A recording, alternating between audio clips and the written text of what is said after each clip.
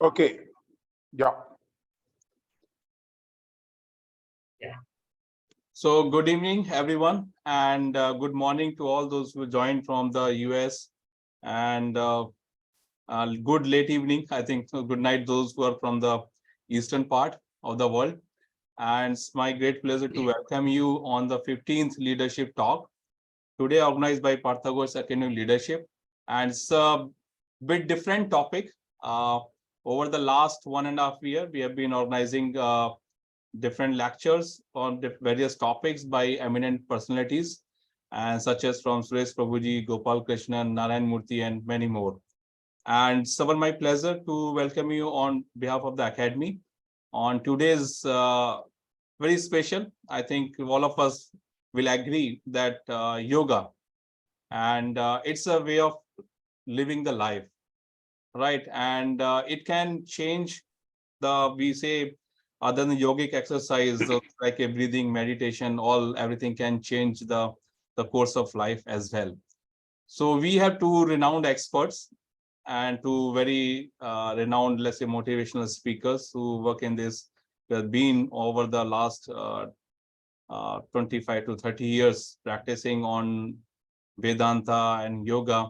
So from the Academy, I'd like to welcome you, sir, Dr. Jayakumar ji and Dr. Santoke ji, on today's 15th leadership.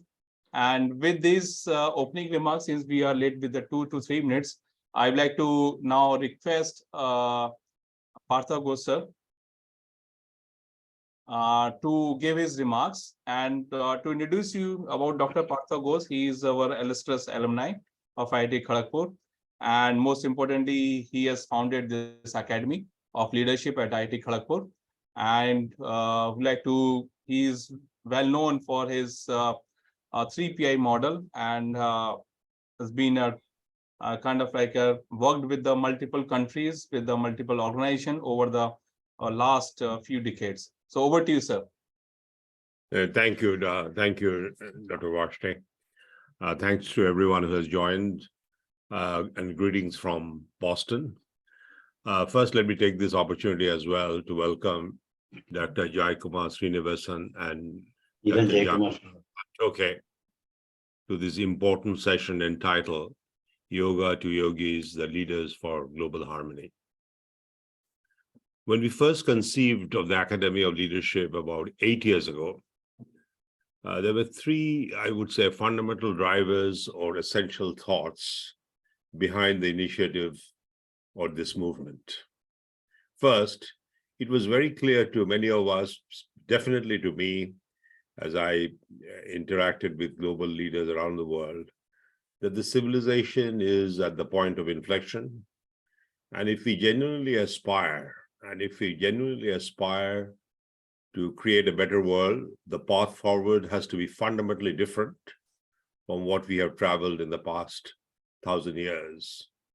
So our civilization needs a fundamental strategic shift. So that was the first point.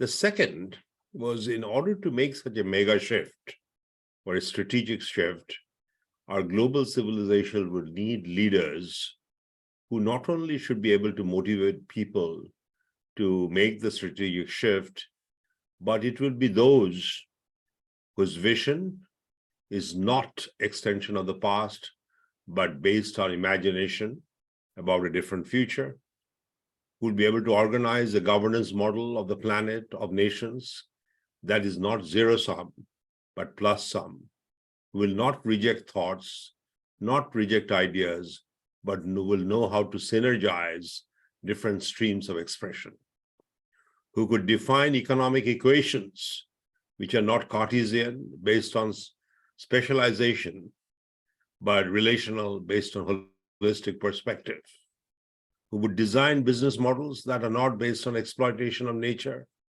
but based on enrichment of nature, who puts principles and planet over profit, who would develop organizational models which are not hierarchical, not command and control, but collaborative, which can inspire people and involve people, include people. This is the vision of the leader with which we began the academy. And the third point, which is extremely important, accordingly, we feel, all of us in the academy feel at IIT Kharagpur, and many of the people that we have interacted with, as Dr. Vashti mentioned, over the 14 lectures, that a new leadership development model is essential. That has to be a model which can fuse the Eastern principles, the Vedic principles of development or exploration of the inner universe in harmony with the outer universe, with the principles of Western philosophy, which has been experimentation with the external universe. I think we have to merge the two, and then we will be able to create a world that we are all aspiring for. Many of you may have heard last week, Prime Minister Modi, in addressing the Congress in Washington, D.C., in the most sacred halls, essentially underscored this point and talked about the significance of the Indian ancient scriptures of the subcontinent, and in the process, a significant role he viewed India could play in creating a more enlightened world. So, we believe, to serve the Prime Minister's aspiration, the Academy of Leadership has a very, very important role to play. And we must. In that context, the subject of today's discussion is extremely important, because it essentially underscored the significance of yogi principles to cultivate a yogi. And to me, yogi is a leader who could celebrate the engagement of inner conscience with nature, with higher level purpose.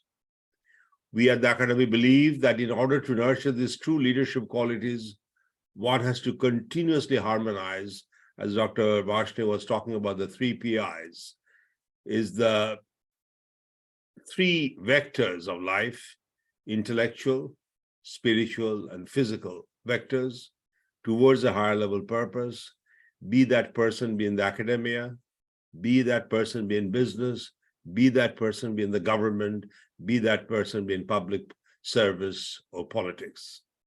So as I understand, and I'm not the expert, we have fantastic experts today, but the word yoga is derived from another Sanskrit word, yuj, which means to unite, to join, symbolizing the integration of body, mind, and spirit.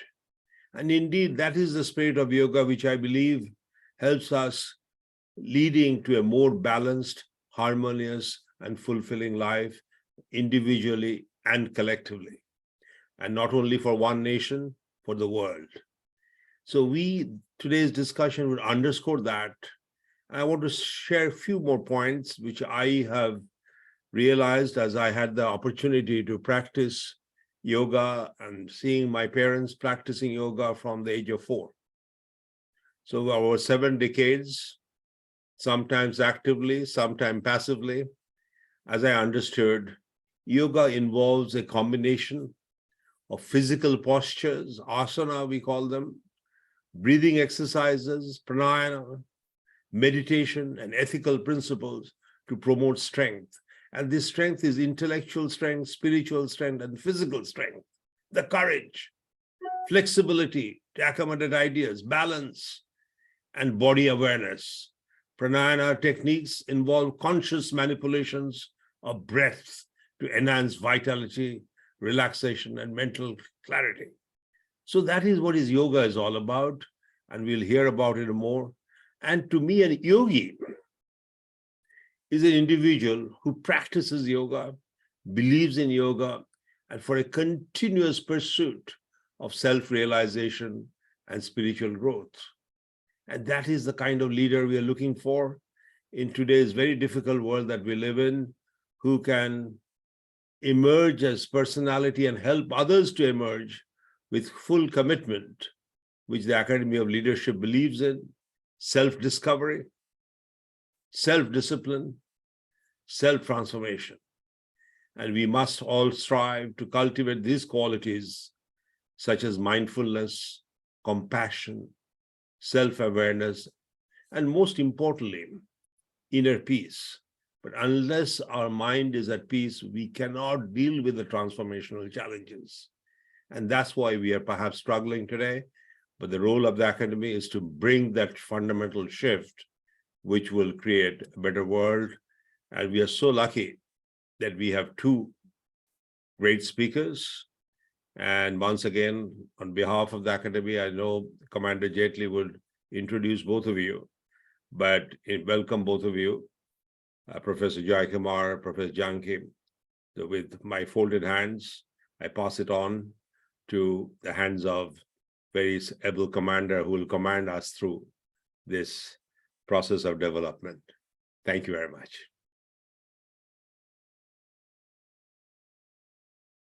Jaitley, your Unmute, sir. Yeah. Thanks, Partha. Thanks for giving a very beautiful introduction about the topic today.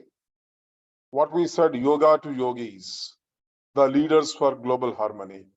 In fact, I have been making a statement at a number of platforms.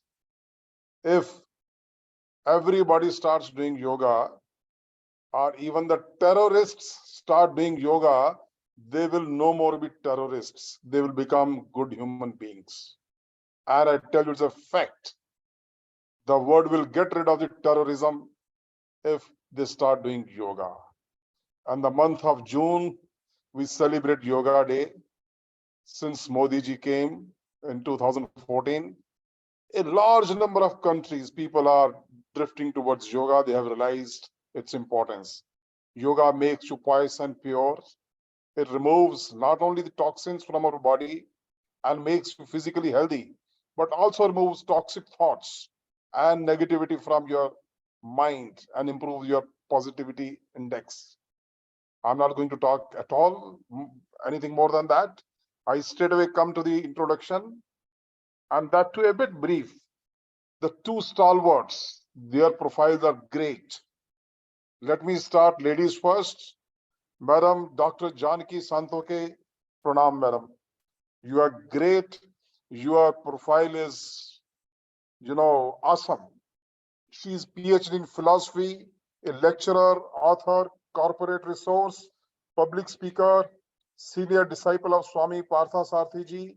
For the past 35 years, she has been full-time in research and propagation of Vedanta. 35 years. Madam, I salute to you.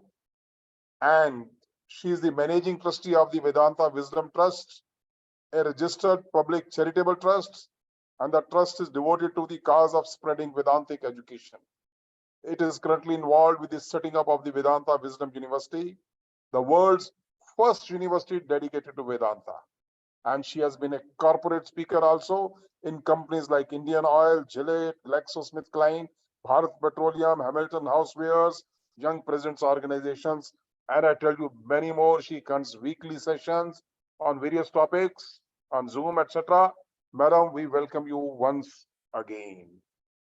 And the second speaker, जिनका आप देख रहे हैं माथे के ऊपर एकदम भस्म लगी हुई है, I tell you, he's a great man. I just met him 15 days back in Coimbatore. I was delighted when I met him first time. It was, immediately I bowed my head. मैंने कहा, he is the man. So, Dr. Jayakumar Srinivasan ji. And I also bowed my head and saluted Commander ji. Thank you, Jay. That is so nice of you. He is a graduate of IIT Madras, 85 batch, chemical engineer. Spent almost 25 years in the United States, became an expert in the chemical industry and then supply chain management. And he has been studying now Vedanta for the last 25 years under Swami Dayanand Saraswati ji of Ashvidya. And he has established Vedanta and Sanskrit programs in Houston and India, co-founded Indian History Awareness and Research, made a publisher in Texas, withdraw a social studies textbook from including blatant anti-Indian narratives and Telangana books to revise the textbooks of 5 grades, awarded Akhil Chopra Unsung Hero Award for his leadership and service to the Houston community.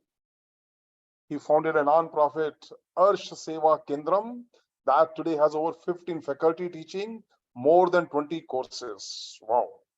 And he's known for his motivational speeches on civilizational identity at schools and colleges.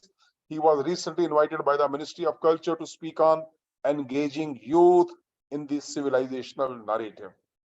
Sir, may I request you to unmute yourself and start first?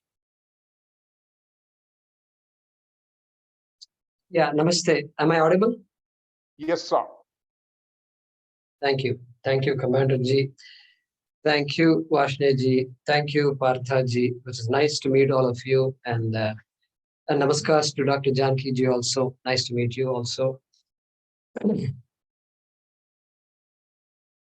So the topic is centered around yoga.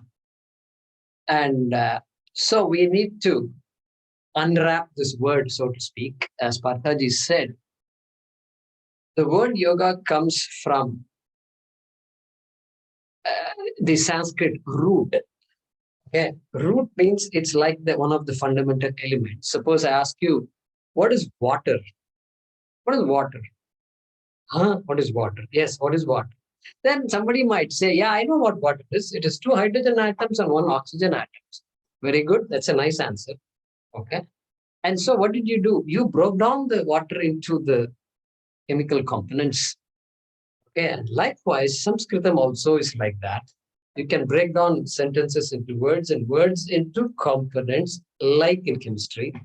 And so Parthaji mentioned yuj is the dhatu from which the word yoga comes.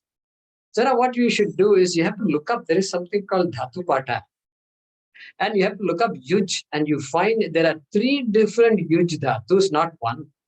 All 3 are called yuj only. And there are meanings for these dhatus. So by the way, Sanskrit has come from these dhatus. There are about 2,200 in number.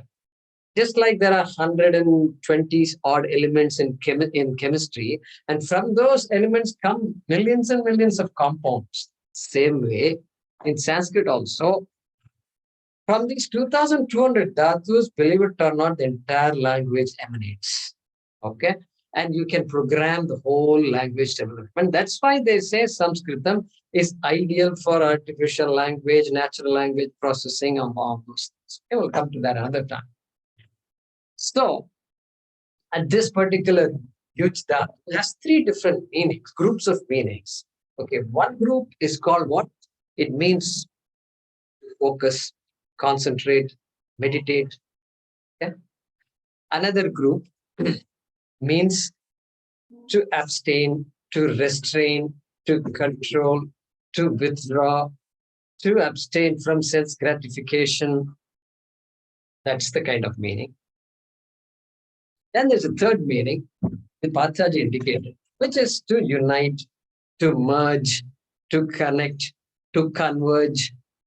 Okay, things of that nature. So dhatu typically will tell you, in the sense of these meanings, you can use the word that is derived from the dhatu yuj. Okay? So now, therefore, you can imagine now, the word yoga can have different meanings based on the context. Okay? And the word yoga is used, for example, Bhagavad Gita. Those of you who study Bhagavad Gita know that every chapter has a title. First chapter is called Arjuna Vishad Yoga. Correct? And guess what is the meaning of the word yoga there? Don't say it is the science of Arjuna's sorrow, please. And therefore, we should all be sad like Arjuna. Please don't say that. Because the word yoga there means just topic. The topic of Arjuna's sorrow. The word yoga means what? Topic. Why? Because it is focused on a particular subject. And therefore, the word yoga there means topic. The topic of Arjuna's sorrow, etc. Like that, you've got 18 topics. Okay. Then you've got the yoga, which means like jnana yoga, bhakti yoga, karma yoga, etc. And there the yoga can mean a particular discipline, which has to be properly understood. So disciplines. So we heard about pranayama, yogasana, etc. They're all disciplines. Okay. Why do you need the discipline? Okay. So we have to look at what is called pramanam. Okay, pramanam. Vedas are our pramanam. Any Indian will know what the Vedas is, because that's what has been governing our vision and our lifestyle for ages. Okay.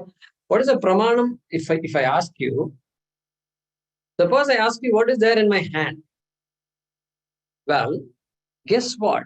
You can't say, I will hear it with my ears. You can't say, because by using the ears, you can't see what is in my hand. You can't smell what's in my hand. You have to say, I have to open my eyes and see what is in my hand. Okay. There's a red ball. Okay. This is a squeeze ball. That's what is there in my hand. So now what you've done is you used a pramanam called your eyesight, and it has the capacity to reveal the colors and forms of objects. Okay. The eyes will not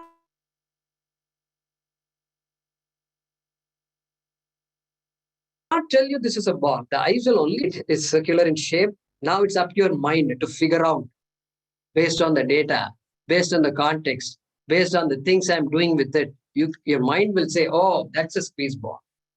Eyes cannot say it's a squeeze ball. Eyes will only transmit data. Okay. Eyes are a pramanam. Okay.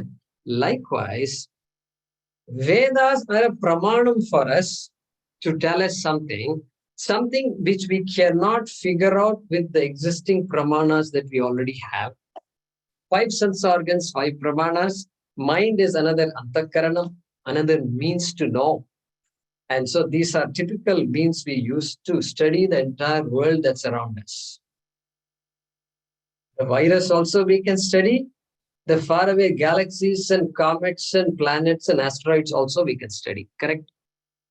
They say Andromeda galaxy, etc. How did you figure out? Well, using all the data and then developing more instruments to better see things and hear things.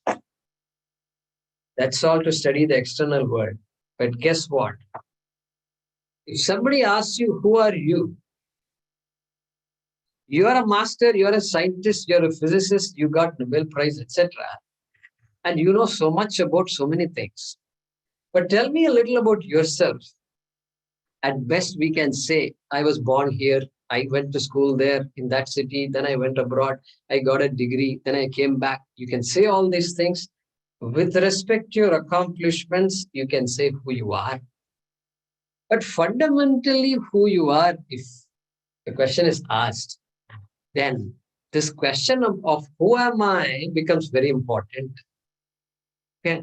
And that's where our Vedas, and especially the Upanishads, which are a critical part of the Vedas, which talks about this, who am I, becomes very important. Bhagavad Gita, which is a derivative of the Upanishads, becomes very important. Okay. And so we have to rely on those texts to really understand what yoga is. Okay. So in the 3rd chapter of the Bhagavad Gita, Bhagavan Sri Krishna, in response to Arjuna's question, so see, I use words Krishna and Arjuna. In the north, they say Krishna and Arjuna. Because I'm from the south, and this is how we pronounce. Okay. So don't feel, that's the way it is. And in Sanskrit, we don't say, we say Krishna and Arjuna. Okay. So all 3 languages, pronunciation is a little different. So just allow me to say what I want. I think you'll follow them. Okay. I'll make sure you follow. All right. And so there he says in the 3rd chapter, Lokesmin dvividha nishta pura prokta mayanaka. Hey Arjuna, there are 2 yogas available for the human being. 2 yogas. He uses the word. What are the words he uses? Karma yoga and jnana yoga. He uses those words there. Okay. So broadly, because there are many disciplines, can be anything, Disciplines are many, but you have to understand them. You have to start somewhere. You have to start from a basic high-level categorization. Then you can drill down and look at it in more detail. Okay. Am I audible? Yeah. Yes. Thank you. So if it were a physical hall, I don't have to ask these questions. Am I audible? Am I visible? Those questions are not needed. But now I've learned to ask these questions. Okay, so Karma Yoga and Jnana. Let's just leave it there. Okay, start with that. So Jnana Yoga, if you say, this question about who am I becomes very important. Okay, because you are an intelligent man and woman, you figured out everything about the world and you're still figuring out. Your departments are getting bigger and bigger. The medical departments, hospitals are now have bigger departments, and previously there was an ophthalmologist. Now there is, in addition, a retinologist who doesn't look at all these other parts of the eye. He only looks at the retina, which is one important part of the eye. So science has developed so much. Okay. And so here Vedas comes and says, you know what? We've talked so much about God and the Jiva, Ishwar and Jiva. And guess what?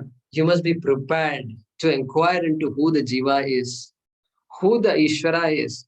Only in our culture, you can ask the question, who is God? You can believe in God, all right. You start the life with belief, but then you come to a point where you have to ask, who am I? Who is God? And what is the relationship? And what is the Shrishti, this world? How did God create this world? Tell me. Okay. That's the kind of inquiry that happens in what is called Jnana Yuga. So you can say, okay, I believed a lot of things. Now tell me what all this is all about. Okay. Then we are getting into Jnana Yuga.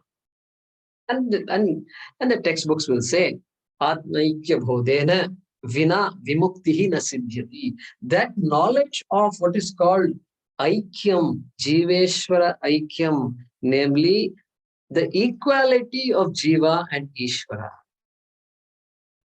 This is a very grand statement, like Einsteinian E is equal to mc square. How can energy and mass be identical? If you ask what to do, that's the way it is. That's the way it is. Deal with it. Same way, the Vedas are saying, essentially this Jiva, this individual, and essentially Ishvara, Bhagavan, Paramatma are identical. That is why the Jiva is called Jivatma and Ishvara is called Paramatma. Both words have the word Atma in it. And this is not something to be believed, it is something to be known. That's why Atmaikya Bodhena. Then Krishna will say later, Nahi Jnanena Sadrisham Iha Vidyate. Nothing more sacred than knowledge. Knowledge, you're talking what knowledge is this? Yeah, this is the knowledge of the equality of two entities. I am the most important entity in my life. And then there is another entity called God or Ishvara, who seems to be controlling everything. And I seem to be a victim of his wishes and his activities. I need to understand this more. And guess what? This understanding results in a point where you can say, yeah, Lord Yama, the Lord of Death comes home. Why he comes home? Because at some point he's going to come home, And then we are going to have a dialogue with the God of Death. Then you can tell him, hey Yama, I studied the Upanishad called Kathopanishad, where you and Nachiketa, the 10-year-old boy, had a beautiful dialogue. You all should read that story. Some of you may have studied it. And there, this boy asked the question, if for some reason he goes from earth all the way to this Yamaloka, okay, and there's a beautiful dialogue. And Yama is very impressed by this boy, and then he gives him all kinds of goodies. You will be this, you will be that, you will live for any number of years you want, you ask anything. You can be the king, not just of the earth, but many other planets also if you want. This boy says, all that I have back home, my father is already a big king. I am not interested in all that. Those things will not give me lasting happiness. You tell me about Atma. Anyatra dharma, anyatra dharma. Tell me that which is beyond dharma and beyond adharma. That's what I want to know. And that question leads Yama to teach him this so-called Atma Bodha, Brahma Vidya, Atma Vidya. It's called Vidya, Atma Vidya. Okay, it's a knowledge. Knowledge is that which removes the ignorance of a fact. Therefore, and it's an important knowledge because Our Shastram says it frees us forever. It liberates. It's liberating knowledge. Okay. That's why it becomes important for us. And that is why, guess what? Hindus are called seekers, not just believers. I don't know how many of you noticed it. You know, in the other religions, they talk about believers because they believe in their scripture, they believe in their God, whether it is Allah, Jesus, etc. It's a belief. But here, we also believe in a lot of things. But guess what? At some point, we have to march. We have to stand on our own legs. We got to find out what is our goal in life. Each individual has to find out. So for us, this is life or death. It's called moksha. Okay. So therefore, it's a big topic. And so Shastram says that knowledge, how it is, it removes the ignorance of who I am, which liberates me. And why is knowledge important? Because ignorance can only be removed by knowledge. No action, even greatest asana you do, Shirshasana you can do for 15 minutes, that also will not remove this ajnanam. Exactly like this room is dark. The only way to brighten this room is to bring light inside. You can't say, I will meditate for 10 minutes and bring some light. You can't say, I will do some asana, I will do tapas and bring some light. You can't do. There's only one way to do it, and that is to bring light. Okay, so that's a big topic. And so the Upanishad says, Ihached avedit ata satyamasti. If you understood that in this life, your life is accomplished. You have accomplished what you have been born for. Nached ihavedit. Suppose no, then mahati vidashtihi. It's a great loss. This human being is the only being that can ask the question, fundamental questions. Animals don't have moksha as a purushartha. Only human being can. Therefore, make use of that free will and ask these questions and get those answers. Okay, that is Jnana Yoga. What did Krishna say? Karma yogena yoginam, Jnana yogena sankhyanam, he said. So Jnana Yoga we covered is what? Knowledge of the equality between Ishwar and Jiva, or self-knowledge.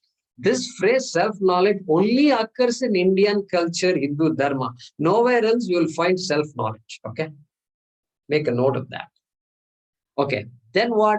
How do I get this knowledge, if you ask? Then karma yoga, discipline. Yoga and pranayama was already mentioned. There are many disciplines. Patanjali's Ashtanga Yoga is there. Yama, Niyama, Pranayama, Asana, Pratyahara, Dharana, Dhyana, Samadhi, like that. There are many. Ashtanga Yoga is there.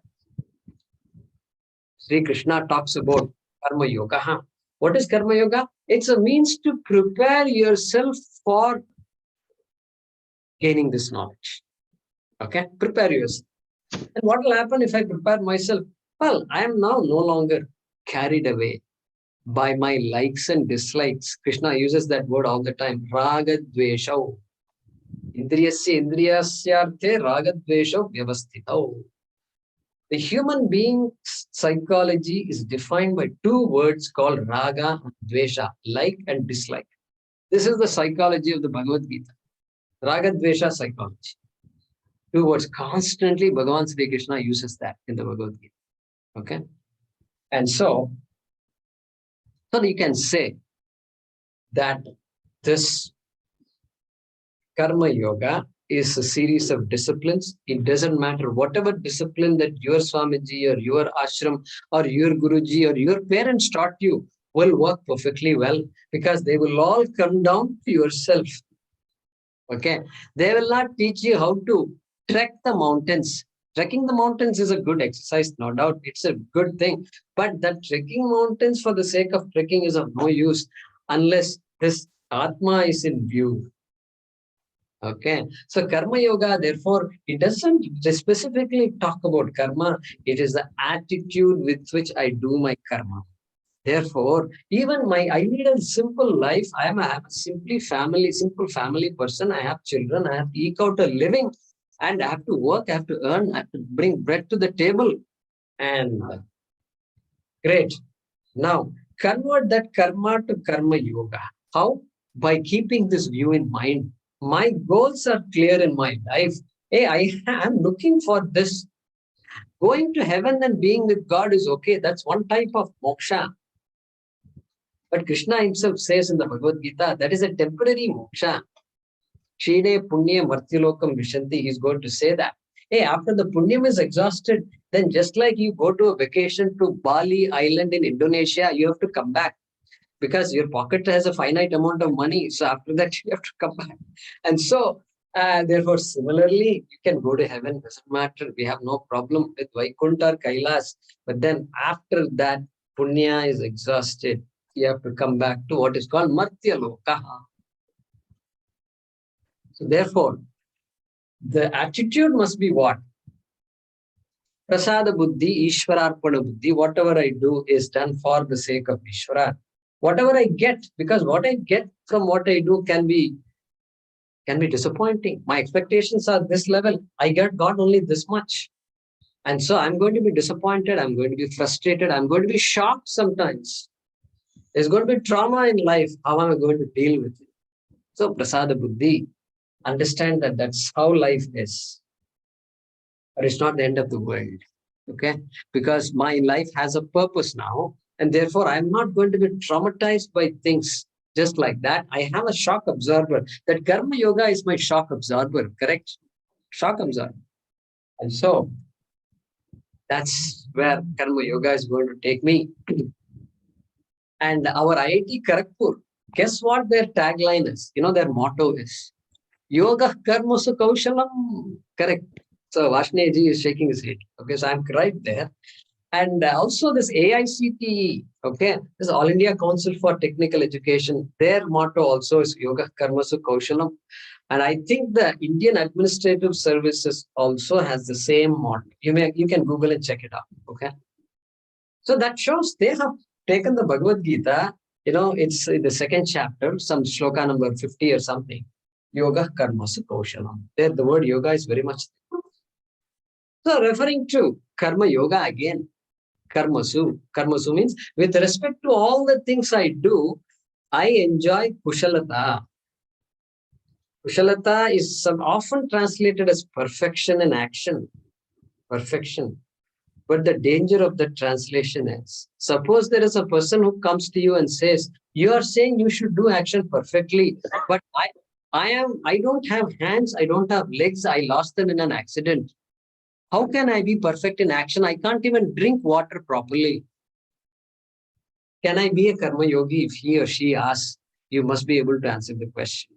Therefore, perfection is an ideal. So we are not aiming to be ideal in terms of doing things. We are talking about that commitment, that vision. Am I clear about what I want to be in my life? Okay? What the Vedas Jayakumar, you can conclude. Okay. Next speaker. Okay, so it's been 21 minutes. I have got 2-3 minutes, I think. So I'm going to conclude now. Conclusion is I'll give you some 2 or 3 points. I think 4 minutes maybe some more. Yeah. I think Sorry, sir? Maybe 3 to 4 minutes. 3 to 4 minutes. Thank you. And I'm watching my clock here, and I've got about 3 to 4 minutes. Yeah. So they've given us 25 minutes. I mean, they've given us a big topic, yoga, world harmony, and this and that. And they give us 25 minutes. We spent 2 years talking about this. But anyway, we'll do our best, okay?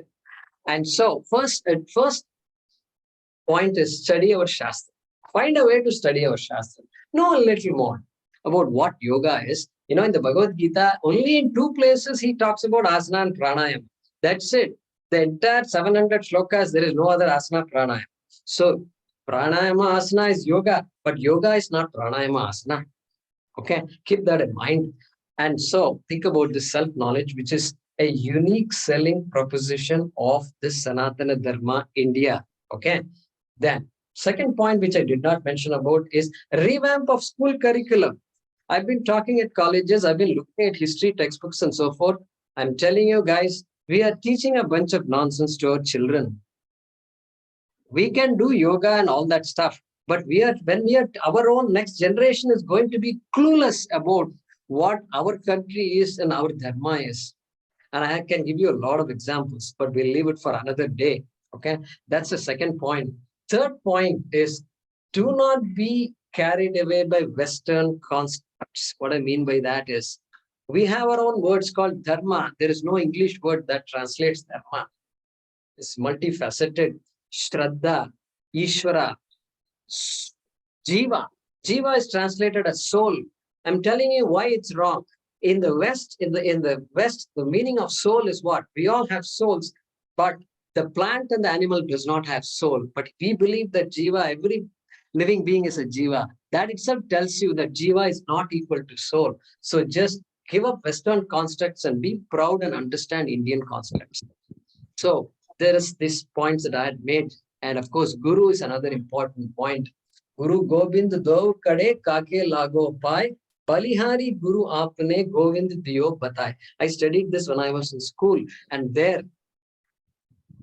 Kabir Das says, Guru and Bhagavan have entered. Now I'm confused because who do I do namaskar to first?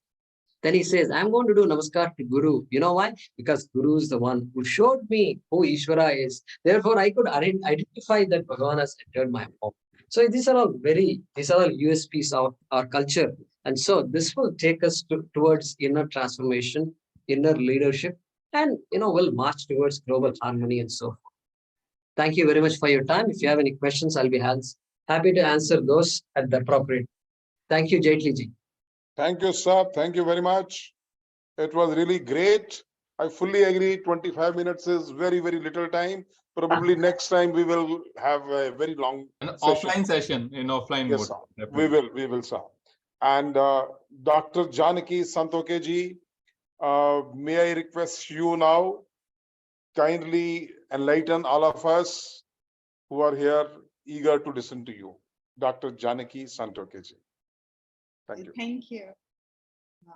Thank you for the invitation. Thank you for allowing me to listen to this wonderful lecture also. So today, what we are going to talk about is yoga to yogis, leaders for global harmony. So we seem to have three things that we need to deal with. What is yoga? A lot of which has already been covered. What is yogis? And who are these global leaders? And what is the connection between all of this and becoming a global leader? So yoga has been very well done so far. I mean, it's already covered. And yoga is huge to join. What on earth are we joining with? It's a very strange usage because we are supposed to join with ourselves. What does that even mean? What do you join with yourself? It just means revealing yourself to yourself, to know who you are. That is the essence of Vedanta, to know who you are. How do you know? There are three yogas: Karma Yoga, Bhakti Yoga, Jnana Yoga, as we mentioned. Karma Yoga means, in very simple words, Apremu, after you, pehle aap. When we are able to look at life, not from an extremely self-centered perspective, but from what is in the welfare of all, what is Loka Sangraha,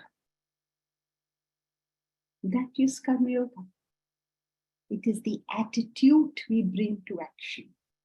It is the motivation in that action. It is not what we do, it is why we are doing it. What is the reason? This is Karma Yoga. Bhakti Yoga is when we use our mind to find our own self. What is the method of using the mind? It's called Bhakti Yoga, the yoga of devotion. It involves three things. It involves universal affection. Because you can't say, I love the Lord, excuse me, but I don't like his creation. That makes no sense, right? If your child makes you, your daughter is cooking for the first time and she makes you this terrible dish, she makes rice for you, it's burnt and half cooked, do you say, I don't like what she made? The father will eat that with as much joy as he will eat any biryani. When you love the creator, You will love the creation. So the first aspect of Bhakti Yoga is universal love. The second aspect of Bhakti Yoga is surrender. What is surrender? Surrender is the recognition of my ignorance. And when I recognize my ignorance, I don't make decisions there. Sometimes people in their house say, oh, I don't like this wall. They get a contractor, knock the wall down. I don't know how you've read it in the newspapers. They knock the wall down, the building collapsed. So when you do not understand something, do not use your head there. That is called surrender.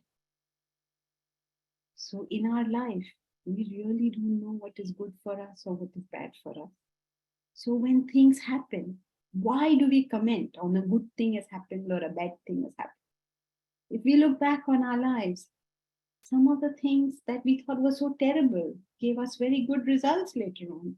And some of the things at that time we thought were so great, later on we are grumbling about. When you decided to get married, you said, oh, this is so great. Now what are you thinking about it? So every time in different parts of life, that same thing will appear differently to us. Make no comment, because what's the point? You're going to change your comment after some time. That's called surrender, not taking decisions in areas of ignorance. We don't know where we've come from, we don't know where we're going, we don't know what's going on while we're here, but we have a view on everything. It makes no sense. And the third aspect of Bhakti Yoga is thinking in terms of receiving things with gratitude. Always gratitude.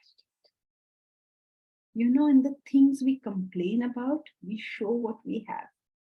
If a lady complains, my husband doesn't take me to a movie, what does that show us? It shows us that he's a husband who's not an alcoholic, who's working hard for his family, who is not in any way diseased, who has got so many things. Because if any of these other things were there, she would not be talking about the movie. She'd be talking about that. He drinks too much, or he doesn't go to work, or he's suffering from some ailment. Our complaining itself shows us how many things we have.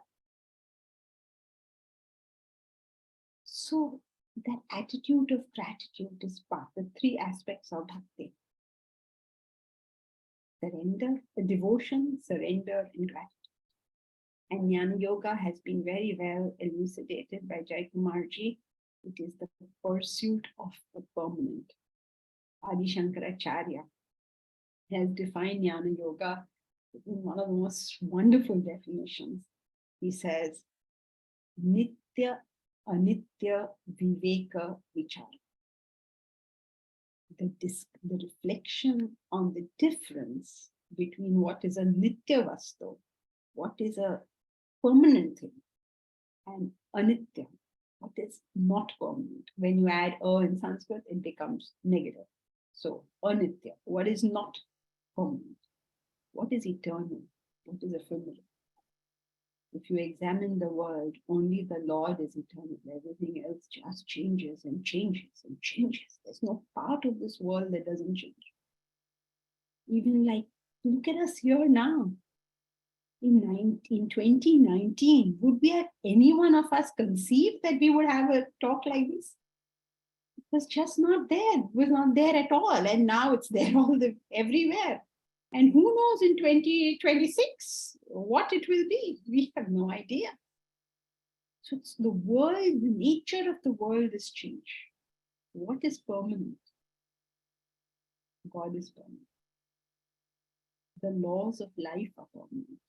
One of the laws of life is this, that the world means change. So the laws are permanent. And if you think about it, in our daily lives, we have to use this. If I have a fight with my brother, I need to ask myself this question. Is the fight permanent or is the relationship permanent? If I'm going to give an exam, and I want to see a movie. The previous night, I want to see a movie. Is the joy of the movie permanent or the exam result permanent?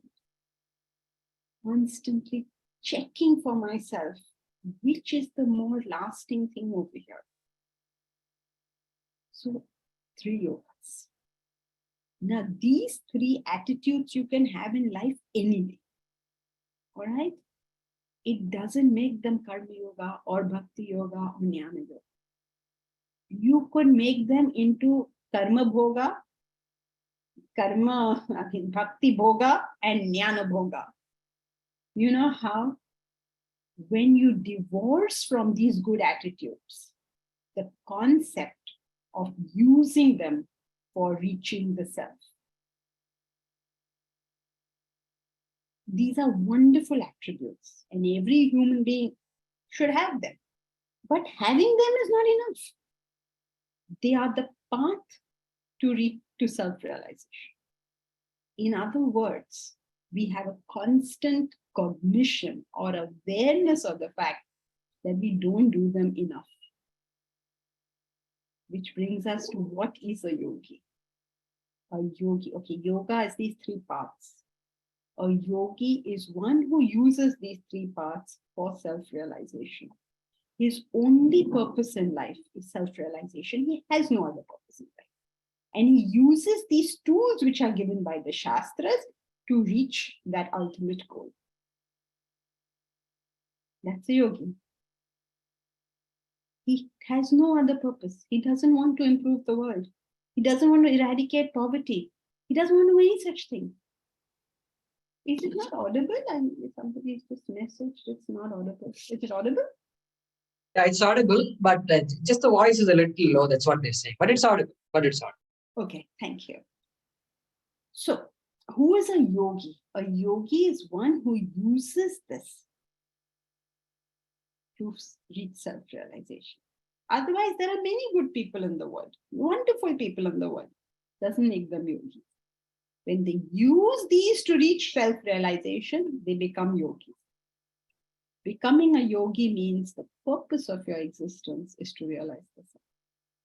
Now you may ask, and rightly so, you told us about global leadership. Now, what is all of this to do with global leadership? So let's see, is there a connect between this and any kind of leadership, especially at the global level?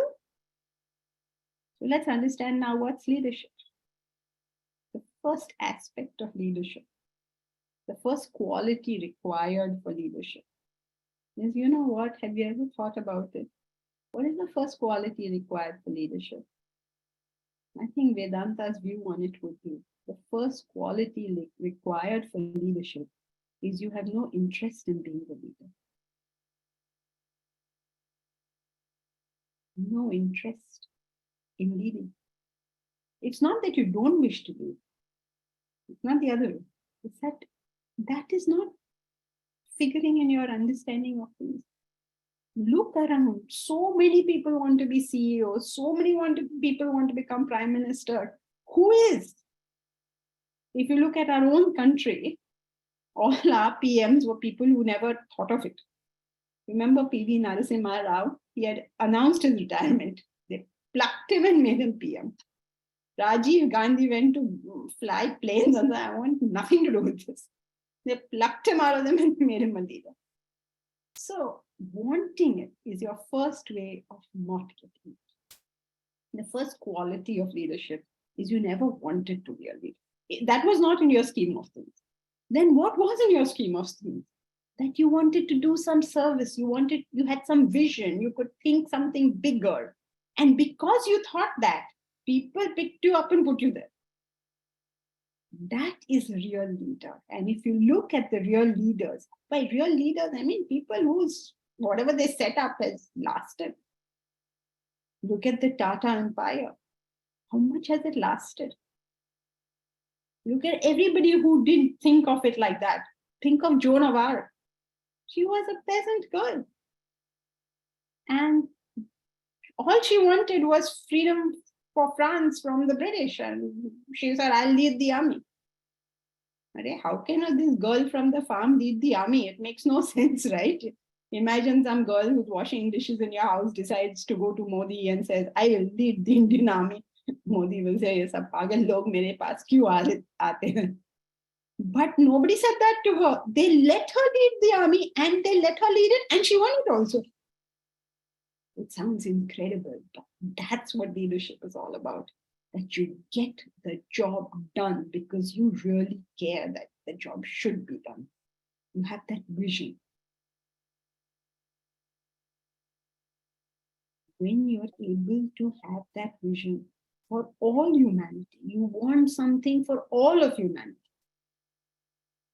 The vision for the welfare of all humanity, you become what is known as a global leader.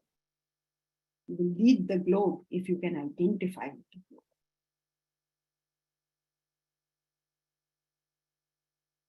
If you think about it, think of the man who never wanted to be king in our country. They told him, we will make you Yuvraj. Made him Yuvraj. Then they told him, look, we don't want you as Yuvraja. You go 14 years to the jungle and live there. And he said, okay, fine. He went 14 years and he lived.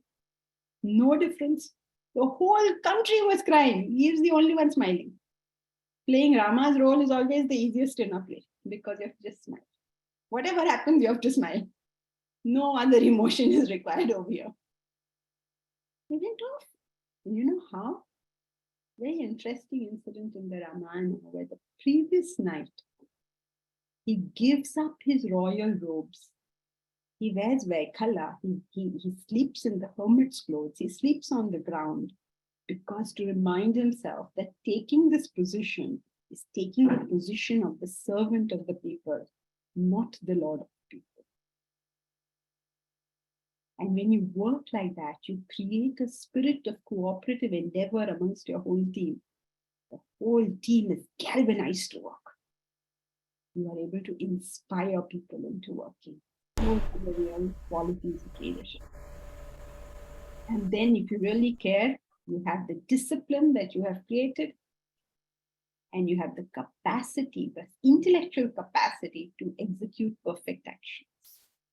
So these are the 4 things required for leadership. Number 1, you don't want to be a leader. That is not your important thing. What do you have? Secondly, you have an identification with the entire globe. If you want to be a global leader, if you want to be a community leader, then you have to have an identification with the community, wherever. Wherever you have an identification, that's where you lead. Sometimes, the staff in our house, the maids or something, have a lot of identification with us and maybe has brought up the child. And now this child is the CEO of the company. But when he comes home and the maid says, you have to have milk now, he has to have milk. He has to listen to whatever she says.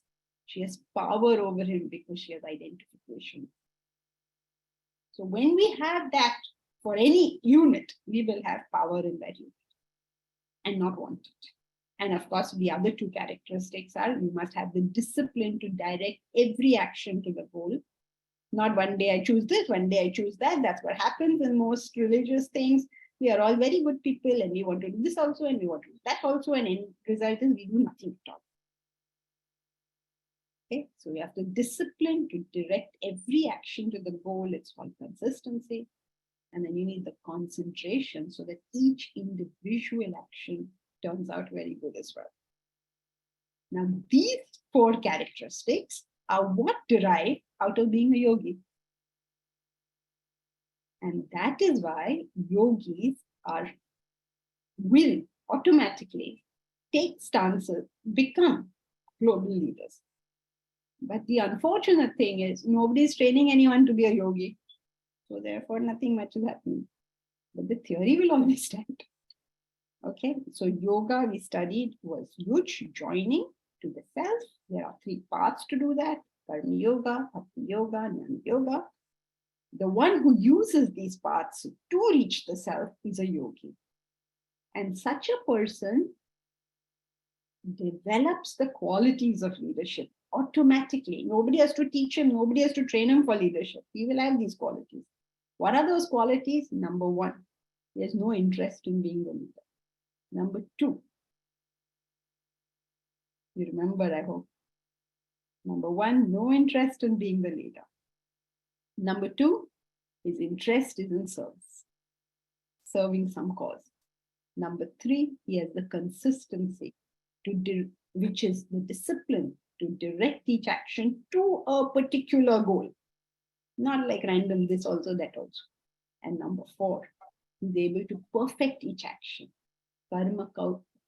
Yoga karma sukaushal. He's able to keep every action perfect because his mind stays with the action. He has what is known as concentration. So with these four things, if we could train ourselves to have them, well, there we are, global leaders. So that's it from my side. Thank you. Thank you, madam, so much. Let's give a big hand to both the speakers. It's really great. Now, I invite question and answers. First, the questions which I have already got, I'll just raise those questions. Partha Sarthi Mishra, he has a question. Namaskar, I get a sense that yoga is a personal pursuit, but we live in a society with so many others. Can either of you please illuminate on how to think about dharma and yoga together?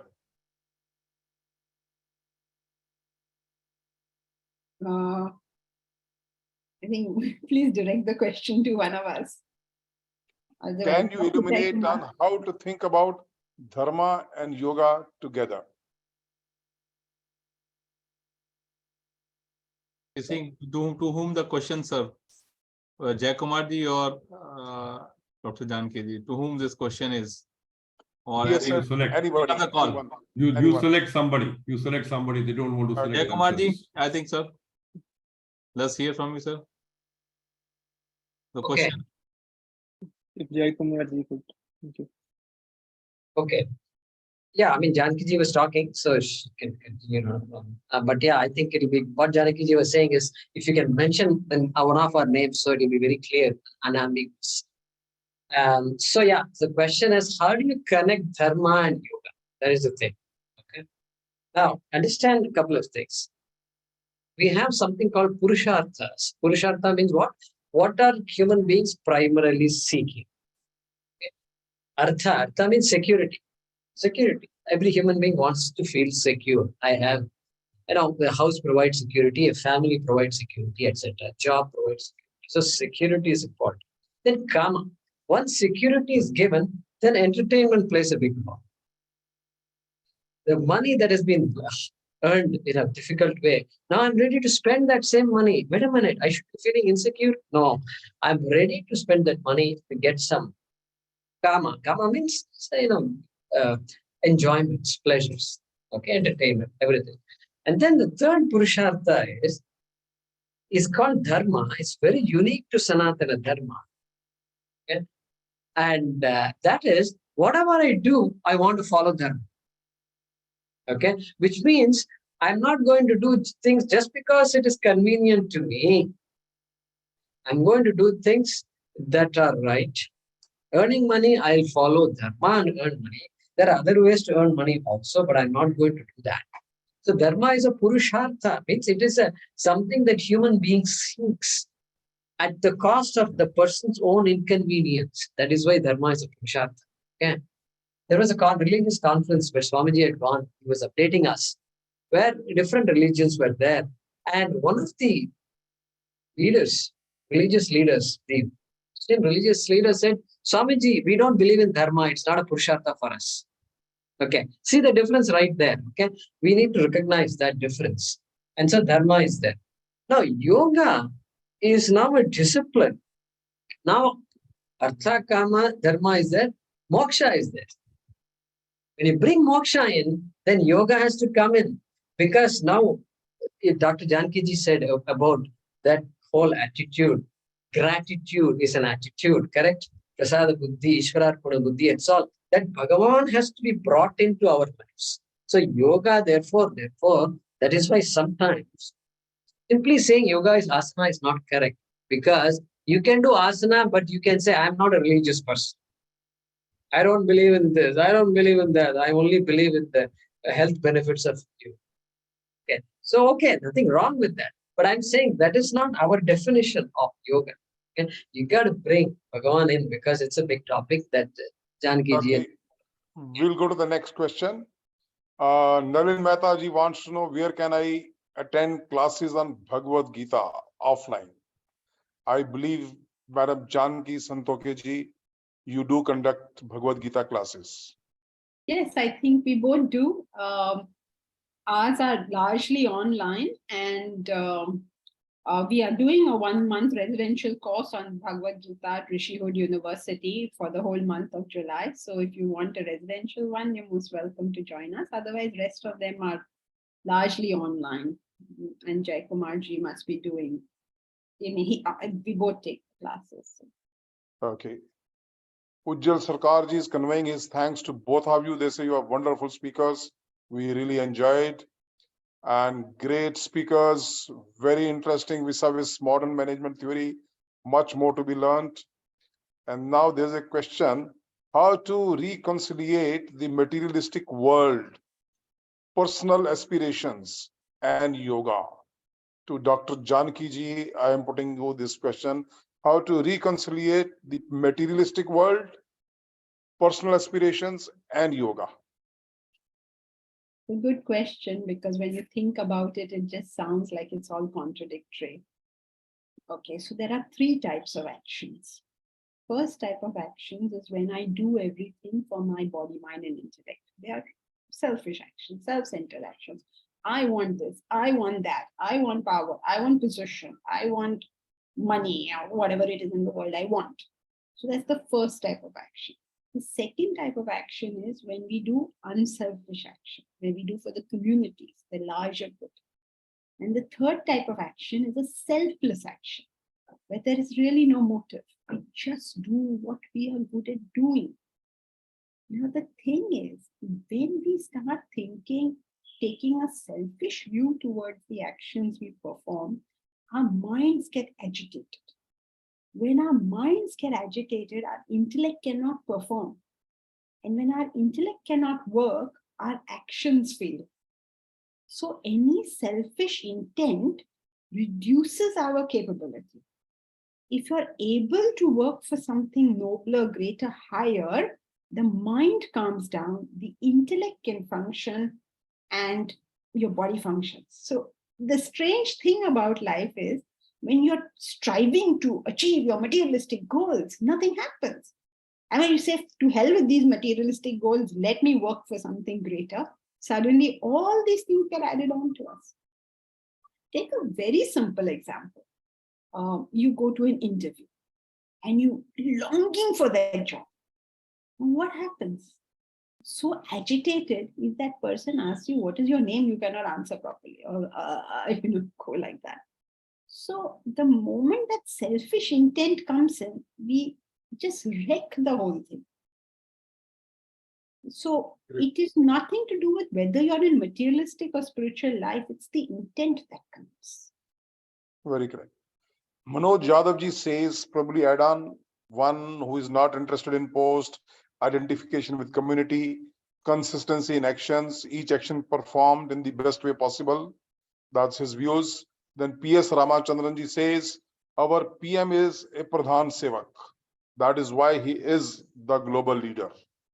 Dr. Kamaljeet Singh from Toronto agrees with that, and he says it is very true. And one question he's asking Jetli ji, if you consider appropriate, how Char Padartha relate with the Karma Yoga? Kamaljeet Singh ji, Toronto, wants to know how Char Padartha relate with Karma Yoga. Jayakumar ji? Yeah. So he's talking about Char Purusharthas. I think that is what. Yeah, Char Purushartha, yes. Yeah, So, Guru, sorry, just Gurbani says about Char Padartha And I consider like this is the ultimate goal of human life, to have like complete life, basically. So I just want to relate how this yoga and karma yoga is useful, because for me, what I understand, yoga is kind of a physical activity. I know this is a spiritual part also, but most of the time it's a physical activity to have a purusharth or something. So just need little bit light on this, if it will be little bit good, like a kind of, you said the seekers, so same kind of Mama seekers to ask these questions.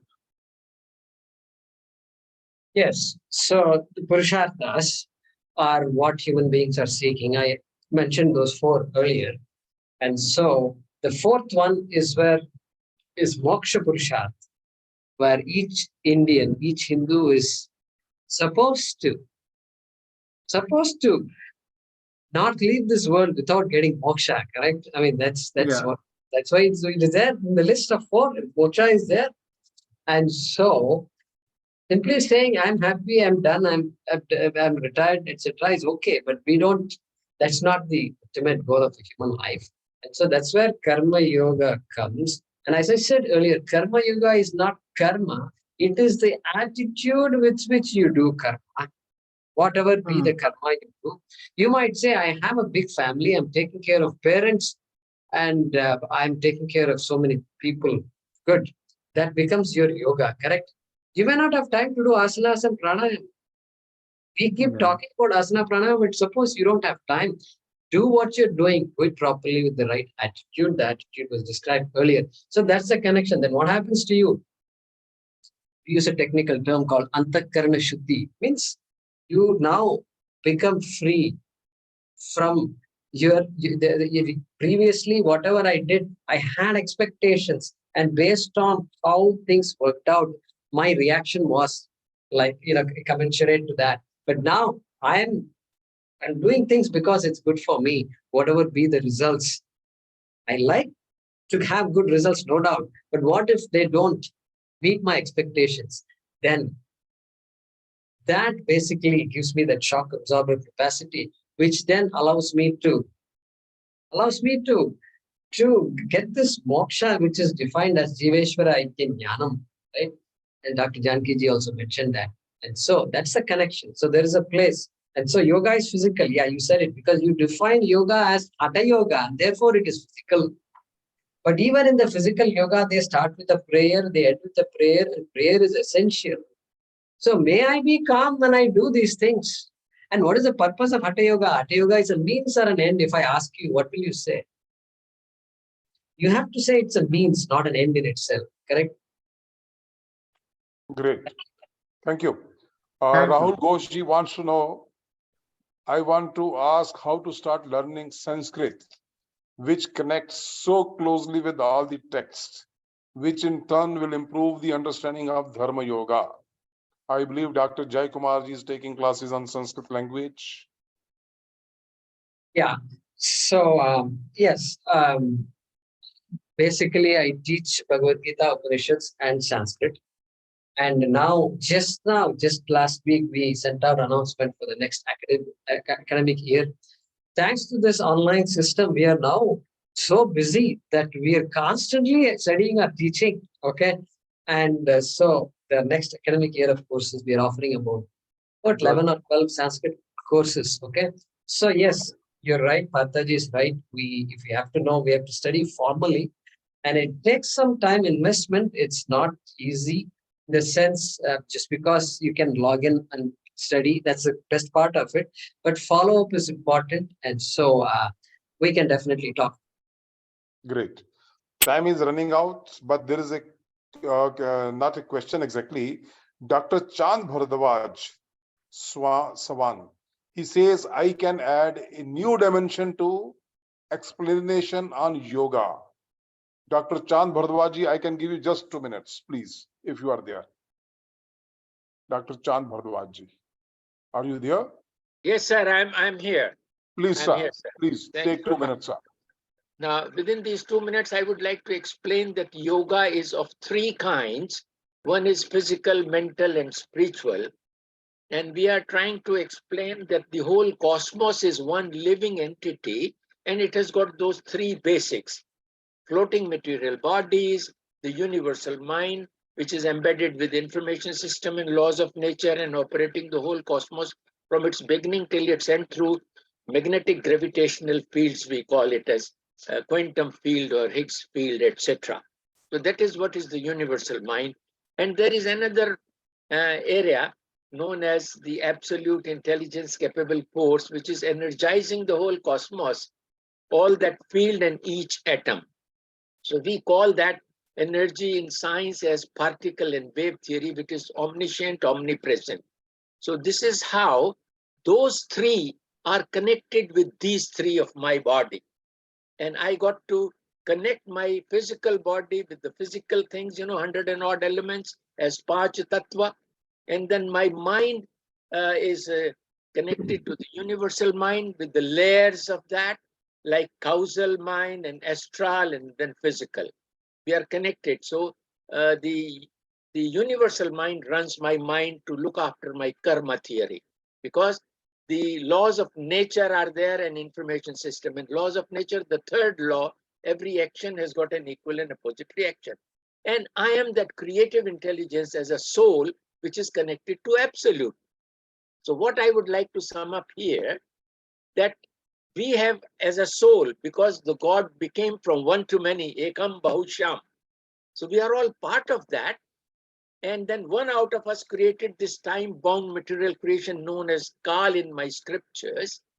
I had acquired the mind from the universal mind in the form of causal mind and created a sketch of a human body like Ardhanareshwar. Further refined it into an astral mind and astral body to start from the single cell and to graduate to the crown of creation, the human body. And that is how I acquired the mind and created the body. I am part of the absolute. And now about yoga, I would like to say it is not focusing of attention, it is practically withdrawal of attention. Where it has to be withdrawn, from where the attention operates, because the outer expression of your soul, which is a creative intelligence which remains connected with the absolute, the outer expression is attention. And attention is like an omni-scanner, which can see and act in all the directions. It's a capable force. So this energy of yours as a particle and wave theory, it had acquired the mind from the universal mind and created the body from a single cell. As we know, it is synthesis of proteins. Proteins are made if light and sound strikes on pure elements along with laws of nature, will synthesize the proteins. So I think this is what is a new dimension to understand, that how through this yoga we can connect with our source, the three sources. That's a quantum Ayurveda, etc. Thank you very much. That's a quantum field theory. Yes, sir. Yes, Understanding from quantum Thank field you, sir. theory. Yeah. So nice of you, sir. Jayakumar ji, just for 1 minute, do you want to add on what Dr. Chand Bhardwaj said? Just 1 minute. Yeah. So the theories, the magnetic fields and the fields quantum field theory. Okay. So these are all exploring the world. Okay. So, which is very important because science is actually doing that, right? It's not satisfied with what is there. And I want to know more and more. And that is what physics, the fields of physics and others pursue. Okay. And that pursuit is what we call it. We Vedantins will call it. That's good, but that's a field of anatma. And we are talking about atma is what we will say. And it's good. The pursuit is good because the pursuit of knowledge is definitely a blessing for us. And so it is consistent with what we say. It is not opposed to what we say. Dr. Janki, you want to make any concluding remarks? 1 minute, please. Just maybe a sentence, which is to solve the dichotomy. Spirituality is nothing but the attitude we bring to our material life. We are not moving away from materiality, just changing the attitude we have towards it. Great. Thank you very much. We are coming to the end of this great session which we had. I tell you, it was mesmerizing. Can I make one comment, Kavandraji? Yes, sir. Madhusudan Chakravarti ji, Professor Madhusudan Chakravarti ji. Yes, sir. Please go ahead, sir. On 15th of August, our next Independence Day, we'll be celebrating 150th anniversary of Rishi Aurobindo, whose philosophy was an integral yoga.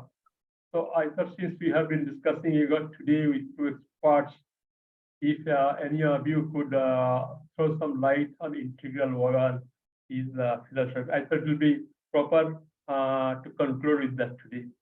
Thank you. Done, sir. Thank you, sir. We have these type of lectures every month, once in a month, by the globally renowned teachers and globally renowned industrialists, globally renowned leaders, basically, I will say. Now I'll request our dear Partha Ghosh for the concluding remarks, sir.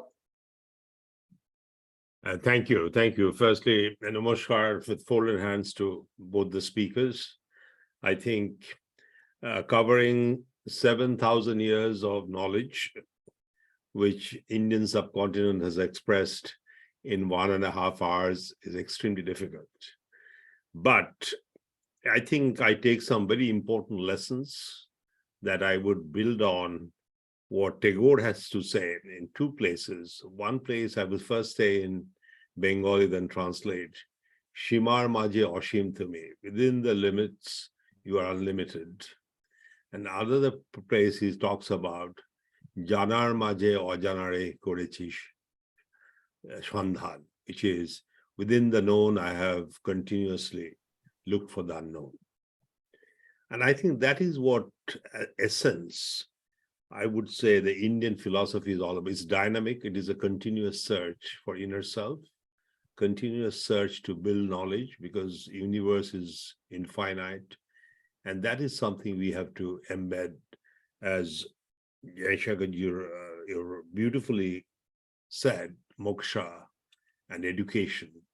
The concept of moksha has to be embedded in education, not separate from our day-to-day educative life, because that we treat spirituality separately. We have to embed that in our day-to-day activities, in the education from the kindergarten to high school to middle school to higher education.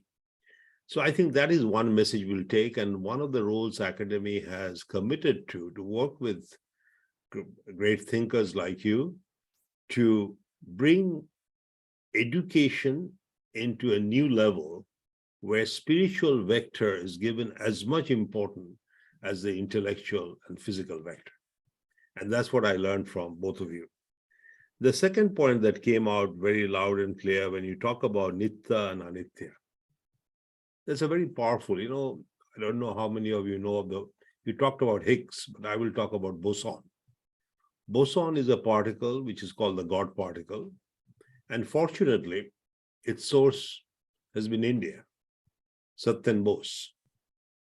And so much so that people who are talking about particle theory and the wave theory, like Albert Einstein and others, literally hold up their candle to this man, and whose philosophy, as I really read the discussions between Tagore and Bose, which very few people know of, but fortunately I was exposed to that, apart from between Bose and Einstein and Tagore and Einstein, was the concept exactly what we discussed today, is understanding the inner self and connecting that with the different fields that govern our universe, whether we are talking about gravitational field, whether we are talking about a magnetic field, whether we are talking about light waves, how do these waves come together? And fortunately, the Vedic philosophy have done a lot of thinking, a lot of search, not necessarily based on experimentation, but based on the better use of, I would call, both the right and the left brain.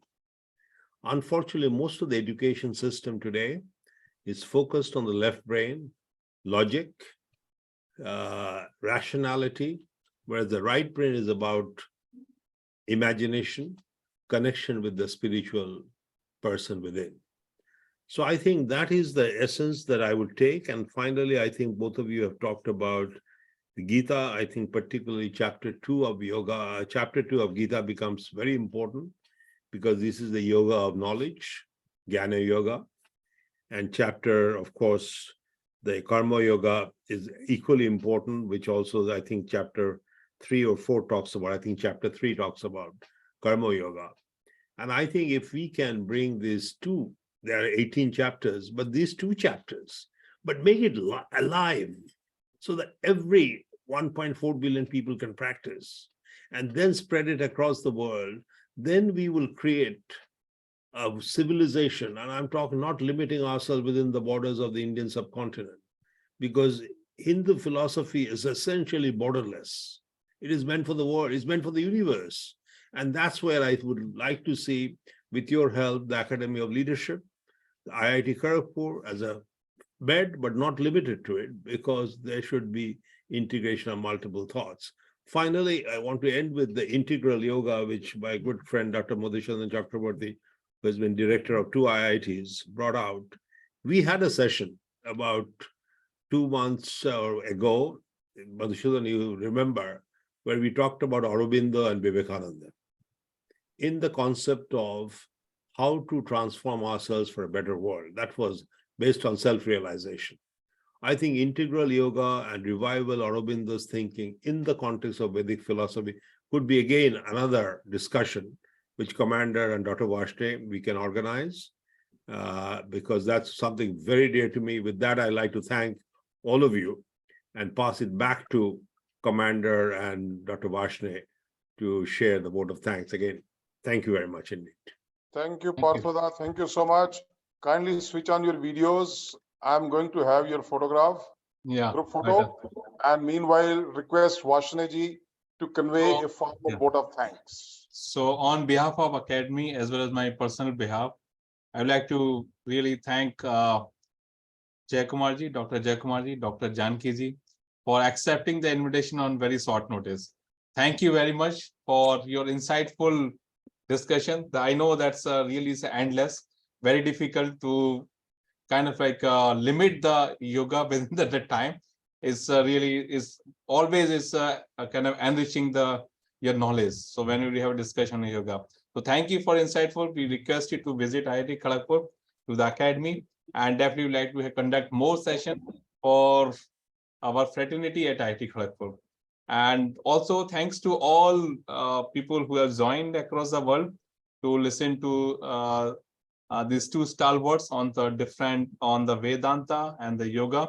So thank you everyone. As JTG has commanded to switch on the camera. So we have a group photograph.